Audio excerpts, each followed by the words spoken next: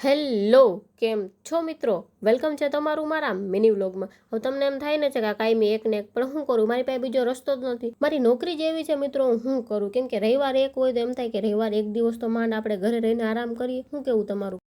વાત તો સહી છે.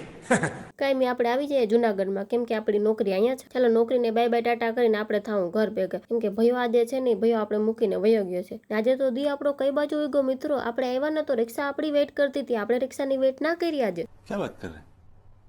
આપણે ગામમાં પૂગી ગયા ને તમને ખબર છે આપણે તો ગામથી છેટા રહે એટલે પપ્પા આપણને આવી ગયા લેવા માટે. ભયો નહોતો એટલે પૂગવામાં થોડીક વાર લાગી. આપણે ખાવાનો ટાઈમ થઈ ગયો એટલે બેસી ગયા ખાવા માટે મિત્રો. ને હા, વેફર ખાવાની છે 2 મોઢે, કેમ કે આ વેફર આપણો આખો રવિવાર લઈ લીધો છે તો હવે મૂકવાની નથી થતી આને.